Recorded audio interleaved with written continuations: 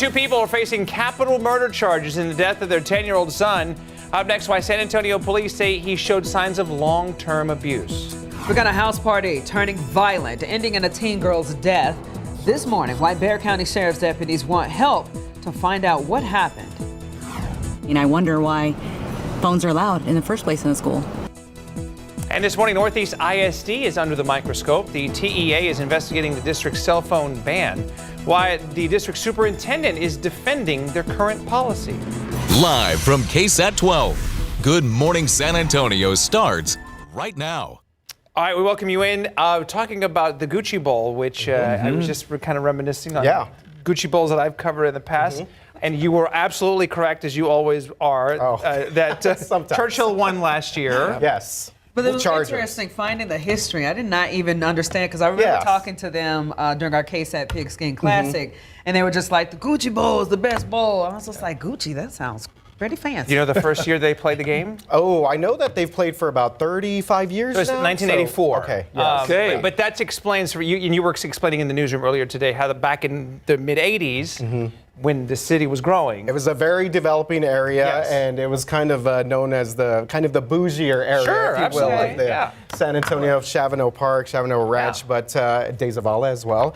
And I just love the fact that the kids dress up. They put on a bunch of costume jewelry. They have the Gucci signs on a bunch of like their own homemade signs and stuff. So it's a lot of fun. It used to be the first game of the year. If they're wearing all that gear, though, will they be hot? Oh, a little bit. Or will they be comfortable? But they'll look good, though. They'll look really good. Yeah, they'll have a lot of fun tonight. And just one of many great rivalries here across the city of San Antonio. But yes, the weather will be great tonight, I think, for the Gucci Bowl. 69 degrees at the airport right now, 65 in New Braunfels. We've gotten down to 59 in Bernie. So temperatures likely falling a few more degrees this morning before it's all said and done. And then the sun comes up and we'll see a pretty quick rise in temperatures.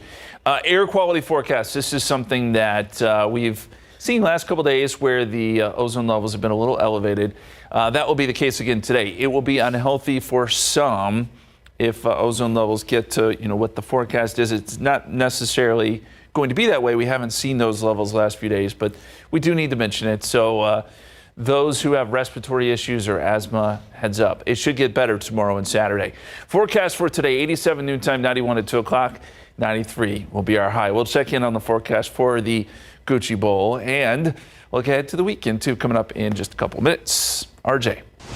All right, thank you very much for that, Justin. Let's give you a look here, your traffic authority. Top of our 6 o'clock hour, and some good news here for all of our folks on the north sides of town. 410 right here at Broadway. We have seen this construction clear out. We saw some of those TxDOT crews, some of those construction crews kind of clearing out some of the barrels. So we're good to go here for all of our folks making their way to and from the San Antonio International Airport. Again, if you're about to catch a flight, maybe pick someone up, you are good to go there. Smooth sailing. All right, 35, not the situation here. 35 southbound now.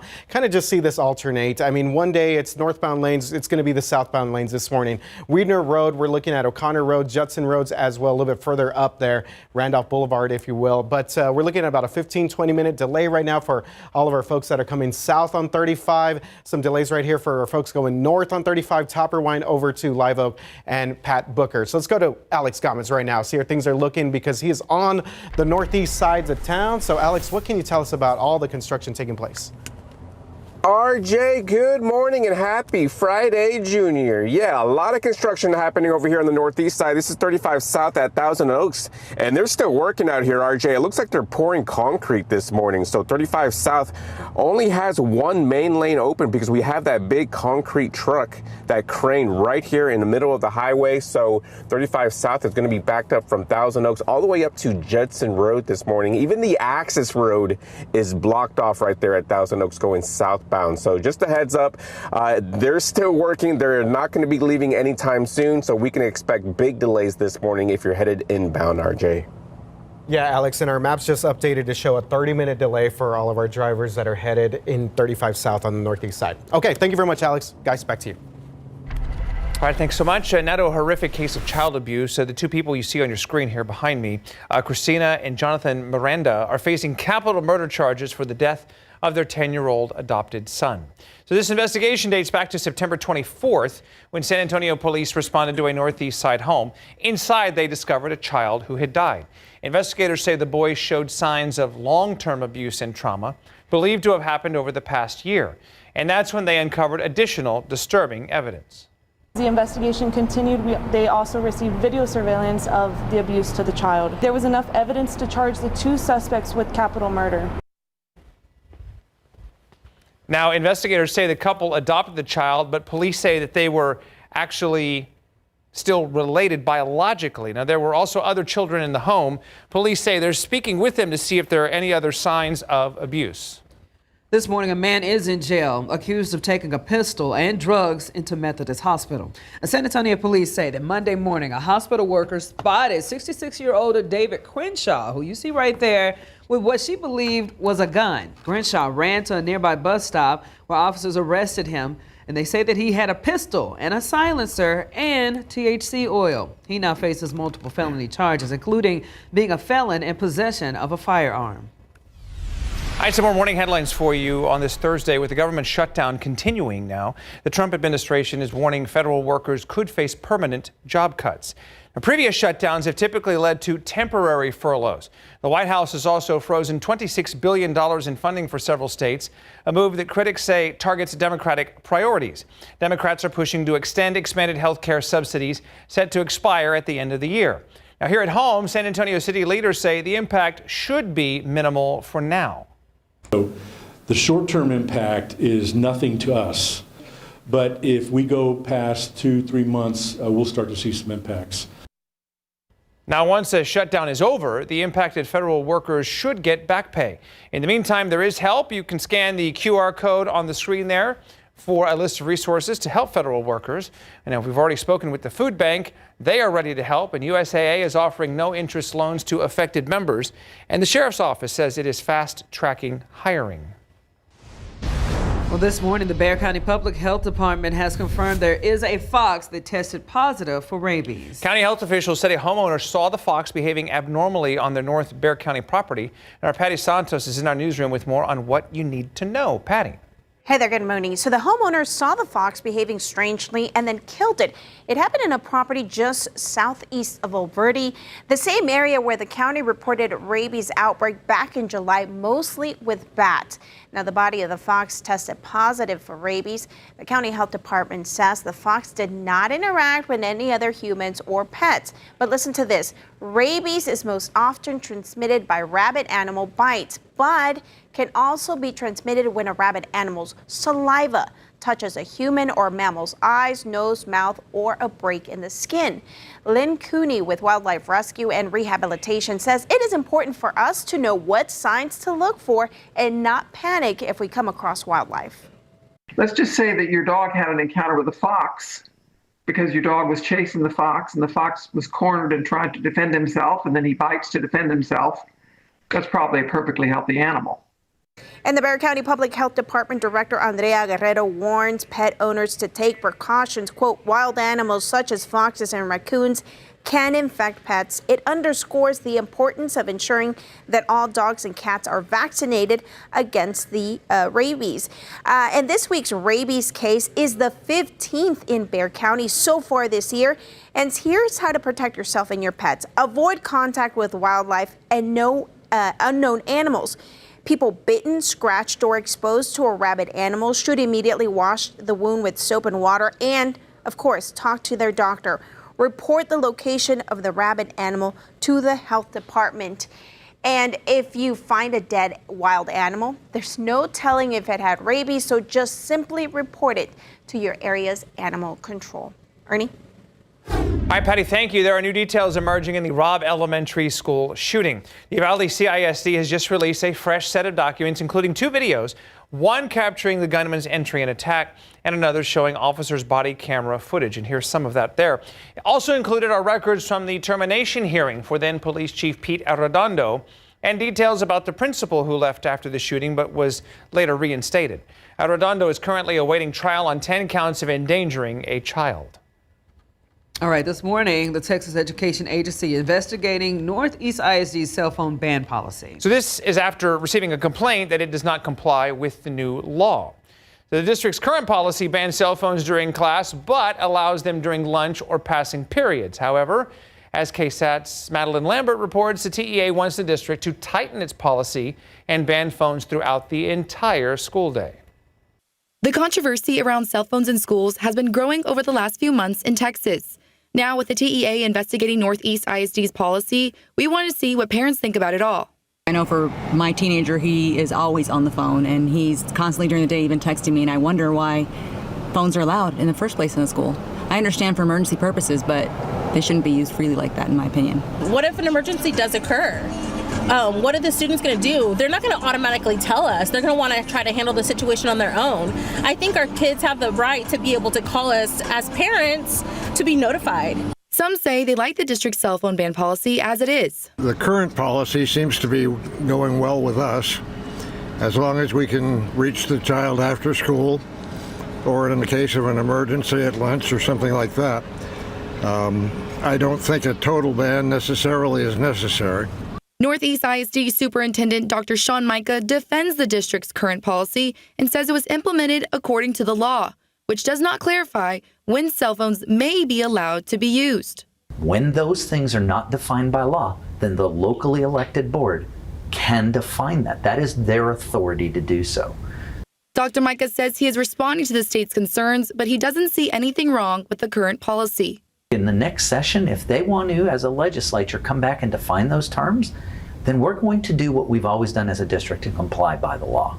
The Board of Trustees are expected to meet Monday to discuss the investigation. Madeline Lambert, KSAT 12 News. Outside with live cam, it is 6:10, 69 degrees outside. It's another quiet, comfortable morning. We are watching for some slightly elevated levels of ozone this afternoon. Ozone Action Day in place. We'll explain what that means and how long this may last. Coming up. 6:10. This Halloween is not just about the witches and the ghosts causing a stir. We got major brands casting spells on your wallet with early discounts. How you can snag the best deals before they vanish. Ooh. Thank you. And could the next big San Antonio business be born inside an old post office? On the south side, a new hub is opening its doors to help entrepreneurs turn ideas into reality. Our Patty Santos will take us inside coming up.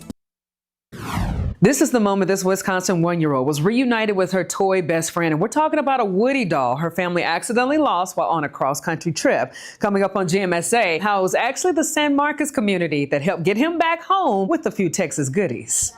All right, so that's coming up tomorrow.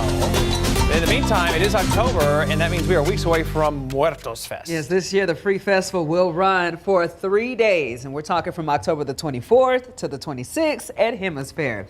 And the city of San Antonio also announced that this year, the Day of the Dead parade, River Parade, will take place on Friday, October the 24th at 7 p.m. And the city has declared October as Spirit Season, so throughout the month, they will host several different events. Oh, goodness. And yes, of course, the following Friday will be Halloween, so you get a Friday Halloween in 2025. A lot of October action happening. Hey, do we got some action happening on the roadways, RJ? Yeah, we're going to check on that in just a bit. And again, cannot wait to see all those beautiful calaveras, Catrinas kind of light up the downtown area. Hemisphere as well. Let's give you an update here on gas prices before we get to the current traffic conditions. $2.76 right now. According to AAA, Bexar County, this is what we're looking at. And this is actually good news. It's down from $2.91 from just a week ago. Texas, across the state, we're looking at $2.74. The national average is going to be $3.16 for a gallon of regular gas. So last week we explained what price cycling was and how gas stations compete with each other to raise and drop prices. That's why we often see some of those drastic spikes. But generally, as we get into the fall months, we will see lower prices. Refineries are going to be switching to a cheaper winter blend gasoline. And it also comes down to some simple math here. More of us not getting on the roads because it's going to get colder. So, just like prices for gasoline generally go up in the spring because we're seeing an increase in demand, gas prices generally trend lower in the fall because of falling demand. So if it's a normal year, if we don't see any geopolitical tensions, if we don't see any major hurricanes, gas prices over the next couple of months will likely decline. Okay, so that was Patrick DeHaan with Gas Buddy. Overall gas prices should be very affordable this fall, he told me during that interview, but we are still in the midst of hurricane season, so that is always a concern, especially along the Texas Gulf Coast. So we'll continue to kind of update you on some of the gas price situation, but let's get you back out here to our screen and we take a look here at, this is the latest Gas Buddy. You can go on this website too and check out some of the lowest gas prices across our area this morning. Papa Zips over on Hackberry Street reporting $2.48 for regular gasoline. VP Racing Fuels, that's going to be on Nacogdoches Road on the northeast side of town, $2.48. And further up on the northeast side at the I-35 Costco, that's going to be $2.49 for a gallon of regular unleaded. So some good news there. Gas prices starting to see a little bit of a decline, so definitely want to go and fill up if you have the time to do that. All right, 10 right here. This is going to be our eastbound traffic right here at Probent, and look at that.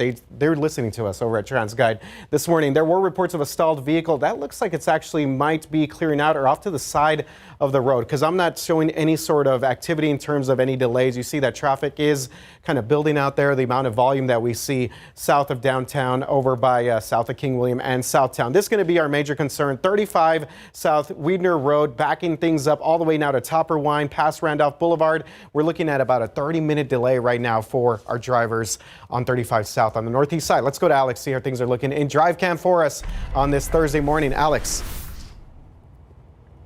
Yeah, good morning, RJ. I-35 South has that construction, but check out the northbound lanes as well. This is I-35 North near Pat Booker, and we're also going to have construction slowing on this side too. So the northeast side is going to be struggling this morning, RJ. All right, thank you very much for that update, Alex. Yes, northbound traffic 35 seeing delays, southbound as well. Justin, how are things looking out there? Kicking off the high school football weekend. No dad joke this time? Nope, not this time. Cranes, no. Yes, the football season has been good so far weather-wise, and today will be no different. Same for tomorrow. We do need to mention Ozone Action Day. We've had this last couple days. What does this mean? Well, it just calls for some elevated afternoon ozone in the metro areas, and those with respiratory illness can sometimes feel this, asthma, COPD, those kind of things. So it can become a problem, although I've been checking in on the sensors last couple of days, and we haven't really seen anything above a moderate level of ozone, which this is usually where we live. This yellow color, this is normal. If you started to see some orange on the map, which again is possible, that's where you start to get into where it could affect some folks with those respiratory issues. So we're going to call for unhealthy for some during a stretch this afternoon. But by tomorrow and Saturday, we should be back to decent levels here in San Antonio. Right now, 69 degrees at the airport, 69 Converse, 70 in Canyon Lake. The cool spot is Comfort this morning, 58 degrees there, 64 Tarpley, 65 right now in Uvalde. And by the time we get into the afternoon, we'll be back in the 90s, 93 in San Antonio, 93 Converse, 92 Boulevardy, 94 Canyon Lake. Very uniform numbers with mostly sunny and partly cloudy skies. Of course, it is the Gucci Bowl tonight. We've been talking about that. Churchill takes on Clark. Good weather, 90 at kickoff. I mean, that is a little warm, especially if you're sitting in the sun. But that sun goes down pretty quickly, and then by halftime, you're at 86, 82 by the drive home, and that, of course, over at Ferris Stadium. Futurecast, no rain tonight. And really, we're not looking for a lot of rain in the forecast in general, but I do need to mention tomorrow we could see a spotty shower or two. Very small chance of that, I'd say from roughly 3 to 8 p.m., 10% chance, all we can give you. 92 tomorrow, 92 Saturday, 93 Sunday. Good looking weekend, just a little on the warm side, and look for low 90s. Next week with another very small chance of rain on Monday. With temperatures like this, it's hard to imagine snowfall, but that's actually what my question is about this morning. When it comes to snowfall, what is the longest stretch San Antonio has ever gone without seeing measurable snowfall? Is it 3 years, 5 years, 7 years, or 9 years? Right now, the votes are split between 5 and 9. Let us know what you think. KSAT.com/poll, scan the QR code and weigh in. You know, I went to Home Depot yesterday and saw like all of they got like some of their Christmas decorations up. Yeah. Snow falling machines. Yeah, already? Like, oh, look at us. We getting close to it. I can think about snow. 'Tis the season. Yep. All right, 6:21 right now, 69 degrees outside. Okay, Halloween deals dropping early, and shoppers are cashing in. From the candy to the costumes. Coming up, we got how to get the biggest savings before it's too late. In this morning's GMA First Look, the hunt for Halloween discounts. I put a spell on you. And now you're mine. Major brands hoping to channel Hocus Pocus and scare up huge sales with their Halloween tricks and treats. According to the National Retail Federation, spending this Halloween season is expected to reach a record $13.1 billion.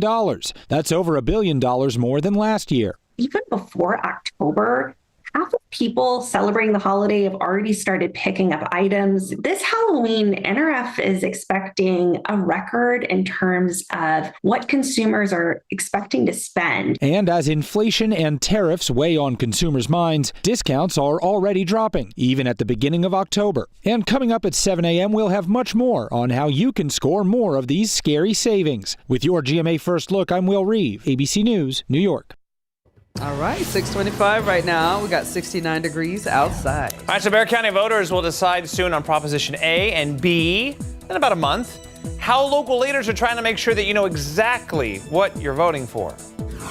And from snail mail to startup, we got an old Southside post office getting a second life. Coming up, why one family's new business hub could help turn dreamers into entrepreneurs. Live from KSAT 12. Good Morning San Antonio starts right now. All right, coming up on 6:30. Again, that's Friday Junior, Thursday. Yes. Hey, we're having a good time. Yes, we are. We are. Alex hasn't thrown that out yet. Friday Junior. He did. He did. Oh, I missed it. He did. At 6 o'clock, he said. Yeah, I missed it. Yeah, so starting your day off the right way. We're going to get to the roadways soon, but first and foremost, let's knock out this bus stop forecast. Yes, let's get you to the bus stop this morning. Hey, it's really about the same thing we've been dealing with over the last, I'd say, 3 or 4 weeks here, with temperatures right around 70 this morning. A nice start. No jacket needed, though, and temperatures in the 90s once you get out of school, so it'll be warm. For all your after-school practices and after-school activities. Partly cloudy. Sunrise this morning will be at 7:28, so we've got about another hour before the sun is up. Sunset at 7:18, which we're getting closer to 7 o'clock here, which means most of the football games will be now under the lights most of the game, and temperatures will be pretty nice.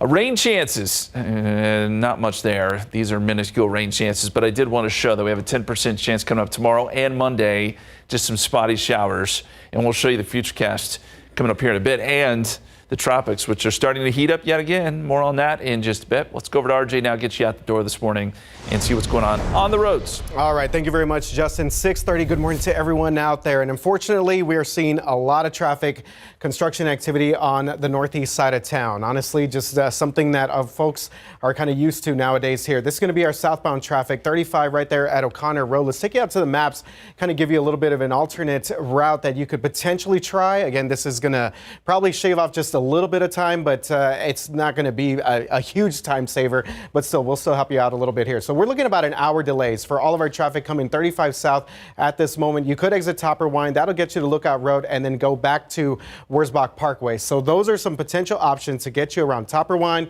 Lookout Road, Wurzbach Parkway. So again, you'll still kind of be at least moving, but you will still be stuck in some bit of traffic there. As we give you a look here at our inbound drive times, you're coming in from New Braunfels right now, 75 minutes, more than an hour 15 minutes right there. And we're looking at about 30 minutes for all of our drivers coming in on eastbound traffic on 90 on the far west side. Let's go to Alex right now because he's actually on the northeast side and he's been stuck in this mess for a while now. Alex, what can you tell us? Yeah, and I was checking out the northbound lanes as well. So I-35 north at 1604, there's no construction, but there is a disabled vehicle that's blocking 2 lanes on that side of the highway. So I-35 north has 2 lanes blocked, and it's blocking up traffic all the way down to Judson Road this morning. So stay on the right side. It's that right lane that's open this morning if you're headed outbound, RJ. Okay, good information as usual, Alex. 35 both directions, just backed up on the northeast side. Guys, back to you. All right, thank you. A deadly night at a once popular Northwest Side club is now the center of a murder trial beginning today. Noah Patterson is accused of shooting and killing 21-year-old Devin Jordan King. That was after an argument escalated between 2 groups of people back in 2023 outside the Privat Club on the city's northwest side off UTSA Boulevard. Erica Hernandez will be covering the case today on KSAT 12, and we're going to have what the defense's case is and why they believe Patterson is innocent. And this morning, the family of a 17-year-old girl who was shot and killed needs your help. That right there that you're looking at your screen is 17-year-old Eliana Ujeta. Now, she was shot and killed in southwest Bexar County. The sheriff's office says that she was one of the teenagers partying at the lot outside of an abandoned home on Lucky Road. VCSO says that the person who did this got away in a dark-colored pickup, but detectives think that someone in the crowd captured what happened. And that's why Eliana's family is asking anyone with video to come forward. Have some courage, do the right thing. We don't want this to happen again. We're missing the piece that made this whole. We're missing it. We're missing it. Now, if you or anyone that you know has photos, videos, or information on what happened, you can submit them anonymously to BCSO. And of course, the link to do that is on our website at KSAT.com. A man is in a hospital this morning fighting for his life. San Antonio police say when they went to a home around 6 o'clock yesterday evening, they found him lying on a couch with stab wounds. This was on Elvira Street near Castroville Road on the west side. Officers say 2 people were in the home at the time and they are not cooperating. Meanwhile, the Eagle Pass Casino, where 2 people were shot and killed over the past weekend, will reopen tomorrow. The Kickapoo Lucky Eagle Casino announced on Facebook, writing in part, quote, "As we reopen, we are committed to supporting our team, our guests, and are grateful for the strength of our community. We look forward to seeing everyone," end quote. The suspect is charged with capital murder and assault with a deadly weapon. Meanwhile, we got a student from Eagle Pass is being charged with making a terroristic threat. A Facebook post from the Eagle Pass news leader says that the student is accused of sending a text message to a classmate this week, warning of a potential shooting at Seguin Elementary. Well, the district says that Eagle Pass ISD police found the student and then took him into custody. All right, 6:34 now. Bexar County voters will decide on Proposition A and Proposition B in about a month. And early voting starts October the 20th. Election day, November the 4th, though. Well, that being said, local leaders want to make sure that people know what's going to be on their ballot. Bexar County Judge Peter Sakai hosted a community information session to educate people on Prop A, which is completely separate from Prop B and the Spurs Arena. Prop A would fund improvements to East Side properties like the Freeman Coliseum, the Coliseum grounds, the Frost Bank Center, and the Stock Show and Rodeo. And officials wanted to make it clear that that money will come from the tourist tax revenue, not an increase in your property taxes. People are saying that my taxes are going to go up, my property taxes are going to go up. The answer is no. Of course, everybody wants to talk about the new arena, but some of these corner, landmarks, these venues have a lot of history, for a lot of people that live in this community.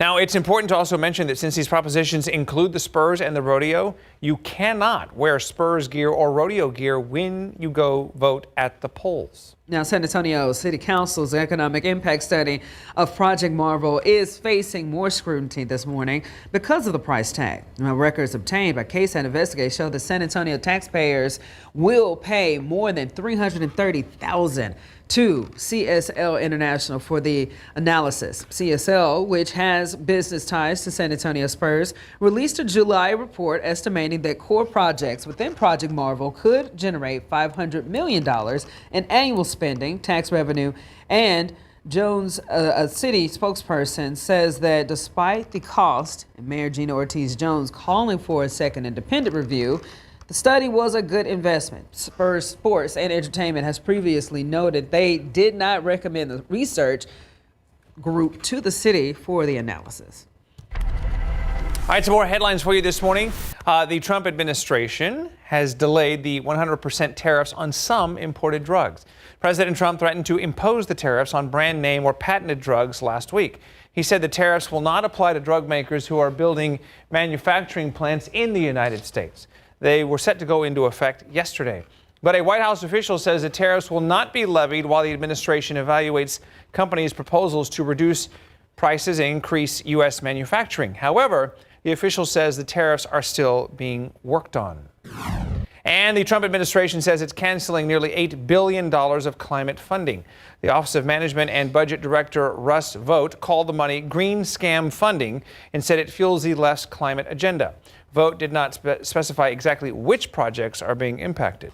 And in your morning consumer headlines, we got Walmart making some changes to its food. It's the largest retail grocer in the United States, announced it will get rid of the synthetic dyes from its store brand foods.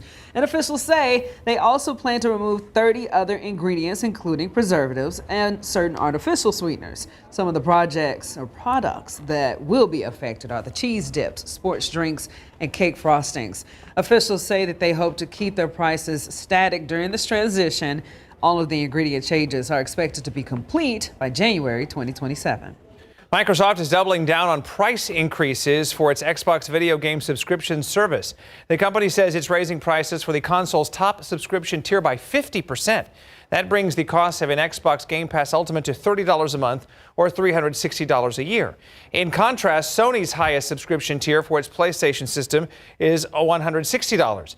Gamers took to social media to complain about the hike, with many saying that they would cancel. The lower tiers of subscription services on the Xbox will not see price changes. Outside with live cam, it is 6:38, 69 degrees. Another gorgeous morning here in South Texas. Sun will be up here in about 45 minutes or so. As we look out in the tropics, some activity starting to brew here, and this is a wave we may want to watch. We'll talk more about it coming up. All right, so what if the biggest roadblock to your dream business was just paperwork? Up next, how an old post office is transforming into a one-stop hub to help entrepreneurs start and stay in business. 642, welcome back. Okay, so check this out. It's a new hub at the South Cross and Quintana Roads, and it's where local entrepreneurs who need help with starting their business can get the help that they need. Patty Santos spoke with the owner about his vision for the center and why this location is lucrative to his mission. The cost to entry is so expensive for small businesses to join or start a company, so they end up not doing it. Southsider Jesus Rendon and his family bought this old post office building about a year ago. We now have electricity. We're no longer running on generators. So that's a big deal. As you can see, the inside still needs some work. But the outside of the Rendon Entrepreneurial Center is already fulfilling its mission of connecting business owners with the community. Every last Friday, vendors, artists, and musicians rent out a space. So this area is about roughly 5,000 square feet.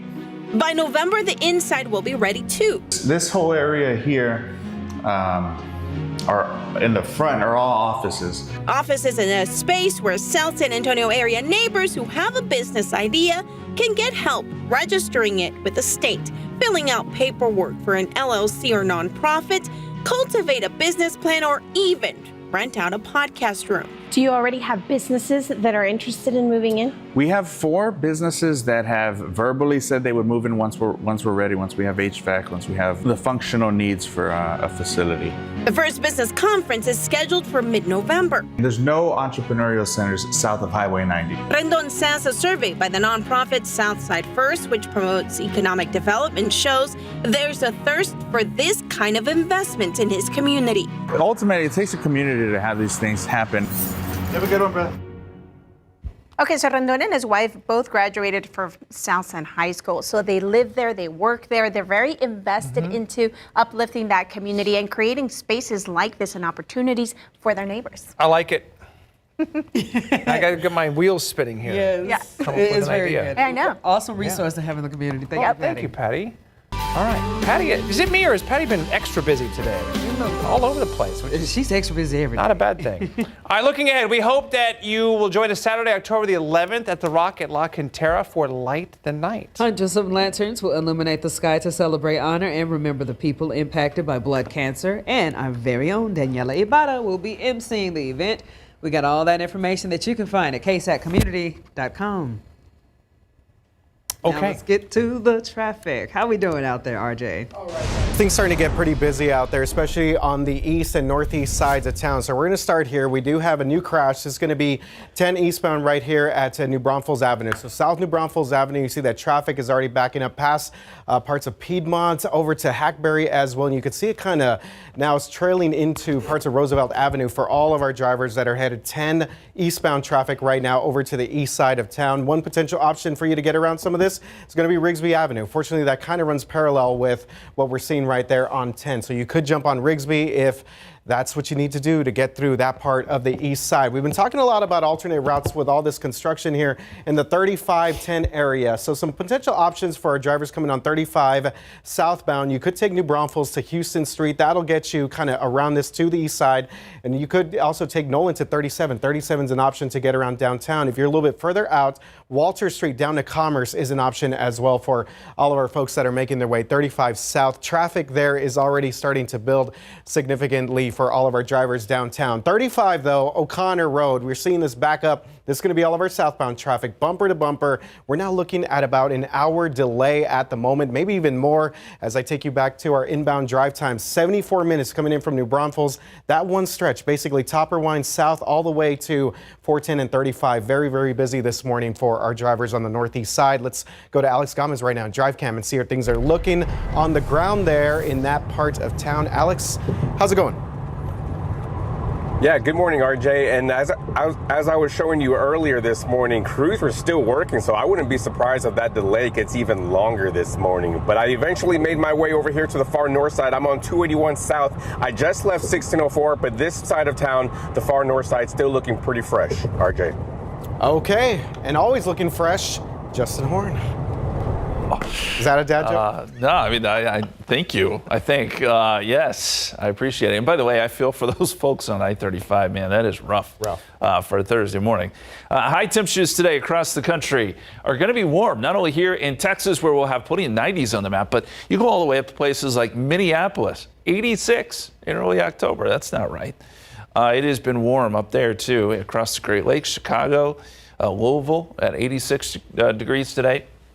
There is some cool stuff on the coast, but the middle part of the country continues to bake. It's been a pretty unusual October, and it looks to stay that way.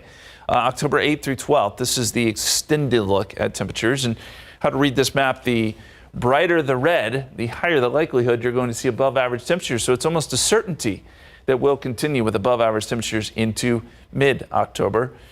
We need a cold front, and there is one that I think tries to make it through the northern part of the country, maybe by the middle part of October, but I don't know that it will make it down here. So we may continue to see these very warm temperatures through the foreseeable future. Meantime, Imelda, and this is a new update coming in, I do believe. Winds are at 80 miles per hour, so still a Category 1 hurricane. It's moving east-northeast at about 30, so now it is racing. It is moving very quick. This will quickly move into colder waters and weaken. Of course, Umberto is already gone. So we are going to say goodbye to those systems. Now we've got some new ones trying to develop. One around Florida. This is a very low chance of development. It'll cross the peninsula and then move into the Gulf tomorrow. But honestly, I don't think the odds of development are very good. And now as you get into the outer Atlantic here out towards the coast of Africa, there is a wave that'll be coming off of Africa. It's not there yet, but once it does, it is showing some promise, and at least with the computer models, and there's a 20% chance of development there. It is one to watch because this will be a little bit further south, and the further south of a route that it takes, the better odds it has to get into the Caribbean, and then once that happens, you know, all bets are off. But we have plenty of time to watch that. All right, out in our neck of the woods, as we look outside, we're starting to see a little bit of light on the horizon there. Sun's still not up yet. 69 degrees at the airport, 65 New Braunfels, 59 in Bernie. That continues to be the cool spot. Temperatures are running cool this morning, but not as cool as yesterday, where we were in the mid-60s, if you remember. Our forecast for today, 75 at 9 a.m., noontime 87, and we'll make our way up to 93 with partly cloudy skies this afternoon. No rain chance today, and the Futurecast shows that, yeah, we'll be dealing with partly cloudy conditions. But as we get into tomorrow, there is a bit of a slug of moisture that comes in from the Gulf, and that could generate a stray shower or two. I'd say roughly 3 to 8 p.m., I wouldn't expect much. Anything we see would be few and far between and very brief, but the chance is there, 10% on your Friday. Should not interrupt your Friday evening plans. 92 Saturday, 93 Sunday. Another small chance of rain on Monday, but temperatures steady, very steady going into next week. All right, our Just Ask Justin question this morning has to do with snow because I was trying to get winter on my brain here with all this heat. Oh my gosh. I can't lean on anybody. I haven't seen that before. All right, so what's the longest stretch San Antonio has gone without seeing measurable snowfall? We have a tie between 3, 5, 7, and 9. I've never seen that. So I think we're kind of split here. You guys want to take a guess? I'm going to go with 7. 7 years. Okay. Before I saw the answers, I thought that it was a longer stretch than even. So I'm going to go with the longest of the choices and say 9 years. Okay. Ernie. Oh. That's a complete guess. It is complete correct. guess. Yeah, since records have been kept, obviously, which go back to the late 1800s, but from February 10th, 1973 to January 12th, 1982, no measurable snowfall was reported in San Antonio. So we went roughly 8 years, 11 months. The longest recent stretch was from 2017 to 2021. Of course, that was ended by Snowmageddon. Valentine's Day. Yes. So there you go. All right. Thank you, Justin. 6:51 right now, 69 degrees outside. Oh, let it snow. Let it snow. Let it snow. Coming up on GMSA Plus, a breakdown of the job market. How many jobless claims were there in September, and which industries were hit the hardest? Coming up. All right, coming up on 6:55, let's get you updated on a busy morning right now on the roads. 10 at New Braunfels Avenue. This is going to be our eastbound traffic. There is a crash that's being reported there. That's along Rigsby Avenue, and you see that traffic is starting to back up past 37 and 10 over towards Roosevelt Avenue. So give yourself about 15, 20 extra minutes if you're headed on I-10 East on the southeast to east sides of town. Of course, northeast side been very busy. Looking at more than an hour delay for all of our drivers coming on 35 South. Traffic now starting to build 35 North over by Topper Wine, and now there are reports of an accident by 35 South at Main Avenue downtown. So keep that in mind. There's just a lot going on, and we'll continue to kind of give you some updates here coming up on GMSA Plus. Justin, how are we looking outside?